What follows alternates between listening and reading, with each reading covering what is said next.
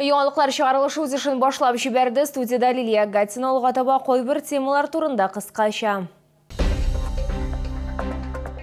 Җылы көннәр башлану белән юлларны тәртипкә китерәчәкләр, чалының кайсы урыннарында чокырларны ремонтлаячаклар. Сәламәтлеге торышын бәяләү предприятиеләрдә медицина тикшерүе генә җитәрлек түгел. Ни өчен диспансерлаштыру мөһим? Җылы көннәр башлану белән автомобиль юллары предприятиесе белгечләре чокырларны ремонтлауга керештеләр. Алар тирәнлеге 5 сантиметрдан арткан, киңлеге 60 сантиметрдан артып киткән һәм озынлыгы 15 сантиметрдан ким булмаган чокырларны бетерәчәкләр. Мәсәлән, Үзәк күпердә һәм Челногорстрой районындагы чишелештә эшләр башланган. Алар Сорман трактында да старт алды. Юл төзүчеләр билгеләп үткәнчә, юлларда кымаучаулык тудырмас өчен еш кына эшләр төнлә башкарыла. Ләкин ашыгыч очракларда ул көндүздә алып барыла. Предприятие автомобильных дорог вышло на устранение последствий перепада температуры, а именно устранение аварийных ям. Сейчас, в данный момент, мы находимся на Сарманском тракте. По дальнейшему плану мы переходим на улицу Незамединова.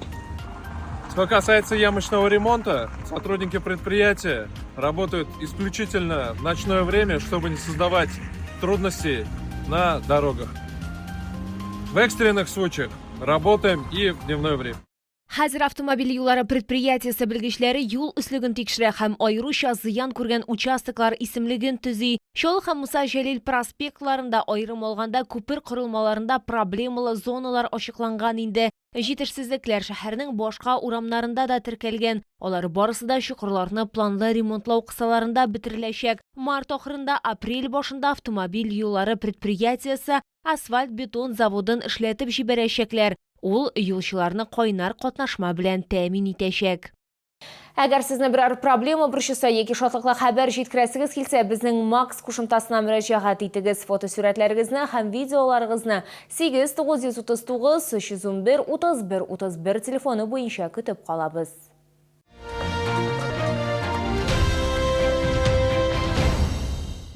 9000-га якын кеше диспансерлаштыру һәм медицина тикшерүе узганы. Мондый статистиканы 4-нче поликлиникада китерделәр.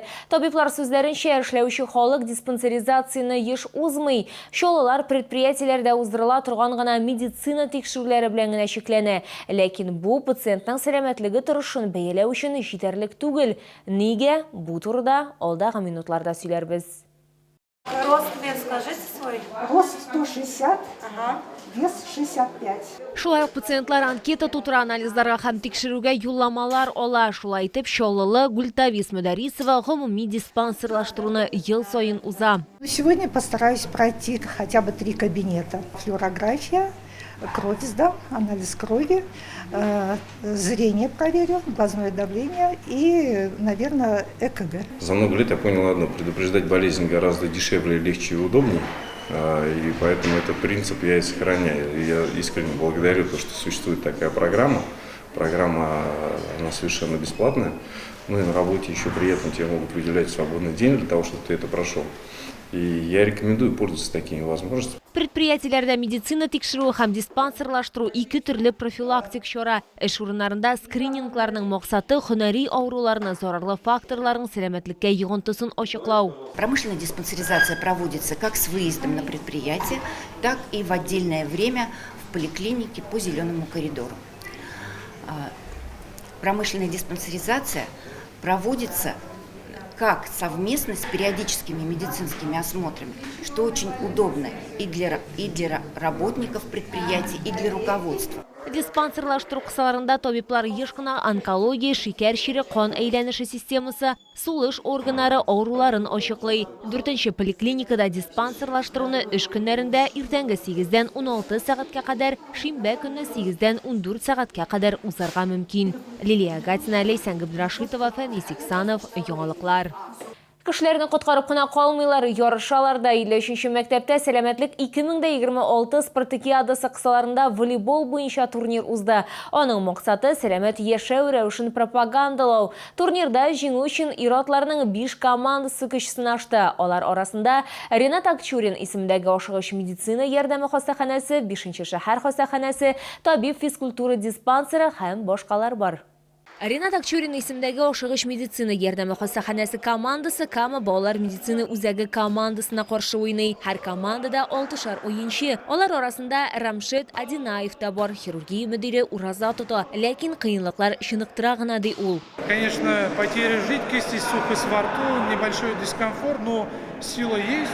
Значит, играем неплохо. Бер уен кырында хирург, акушер-гинеколог, невролог һәм башка медицина хезмәткәрләре һәр команда барысы белән дә уйный. Уен 21 очкога кадәр дәвам итә. 2 тапкыр җиңүлүчеләр икенче әйләнешкә чыга. 3нче партияда Кама балалар медицина үзәге командасы ашыгыш медицина ярдәме хастаханәсе командасын 2-1 исәбе белән ота. Под конец собрались, все хорошо отыграли, каждый момент доигрывали.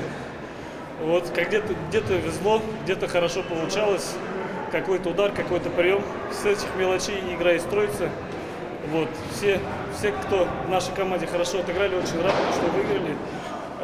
Такая волевая победа получилась. Оештыручылар сүзләренчә, бу инде волейбол буенча 26-нчы турнир. Ярышлар 2000 елдан бирле үткәрелә. В последние годы приходят врачи, медицинские работники, подготовленные, которые играли уже за свои университеты, которые прошли школу волейбола в детстве. Уровень намного вырос. 26-нчы турнирда 5-нче шәһәр хастаханәсе командасы җиңү яулады. Оештыручылар сүзләренчә, иң яхшы уенчылар июнь аенда Казанда узачак республика ярышларында шәһәр данын яклаячак. Лилия Гатина, Лейсан Габдрашитова, Фәнис Иксанов, Яңалыклар. Ураза тотучылар игътибарына иртәгә изге Рамазан аеның 27-нче көне сәхәр ашау төнге 3 сәгать 35 минутта тәмамланырга тиеш ифтар, яисә узачу вакыты 17 сәгать 38 минутка туры килә. Рамазан аеның соңгы 10 көнендә ураза тоту тәмуг утыннан котылуга сәбәпче булыр диелә хәдистә. Моннан тыш 10 көнлектә 1000 айдан да хәерлерәк булган Кадер кичәсе яшерелә. Рамазанның соңгы көннәрен мөселманнар гыйбадәттә Коръән укып уздырырга тырыша. Тоткан уразаларыгыз кылган изге гамәлләрегезне Аллаһы Тәгалә кабуллардан кылсын.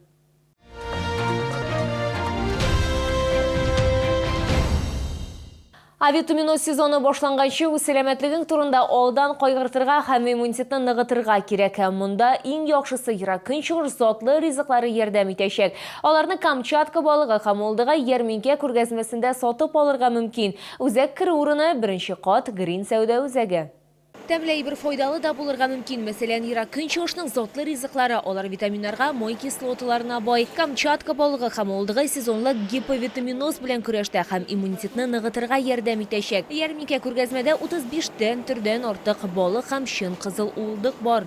Очень вкусная рыба. Каждый раз, как они приезжают, так я прихожу. Очень любим и готовим часто, очень наслаждаемся этим. Очень вкусно и полезно, кстати. Взяли белорыбицу. Муж очень любит, Вот ему и взяла. Мы постоянно берем рыбку. Вот в данное время взяли гостиницу в Алматы, в Казахстан сыну. Всегда продукция вкусная. Я очень люблю икру. И всегда приезжаю сюда. Камчатка балыгы һәм Молдыга ярминкә күргәзмәсендә көнчыгыш затлы ризыкларның зур сайлау мөмкинлеге. Омульки, жучпал, туз горбуша, тунец, майлы балык һәм Сулейман балыгы. Привезли вам всеми любимый королевский лосось, очень вкусная, дикая рыба, она богата витаминами, микроэлементами, очень вкусная. Всем рекомендую детишкам, беременным. Смотрите, как она лоснится. Это натуральный рыбий жир, омега-3, омега-6. Аслызлы кайнар һәм салкын ысул белән ысланган балык алмага, җезире һәм шәйнең табигый утыннары төтенендә аслана. Эре бөртекле шома белән тузланган улдык та беркемне дә битараф калдырмаячак. Ярминкә күргәзмә сезне 21 мартка кадәр көтә. Green сәүдә үзәгенә килегез. Үзәк керү урыны 1-нче кат.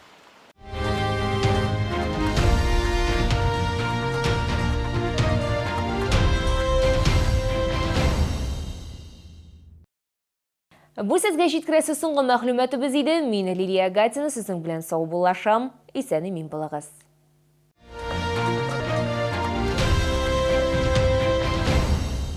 Челны, встречай свежий улов прямо с Камчатки. Королевский лосось, красная икра, масляная. Все от производителя. С 16 по 21 марта. ТЦ Green. Центральный вход. Вы знаете, чем питаются вегетарианцы и что кушать в пост? Вегетарианские колбасы, вареные копченые, растительные котлеты и пельмени. Выбирайте здоровое питание и покупайте в чайном дереве в 105-м Новохитово.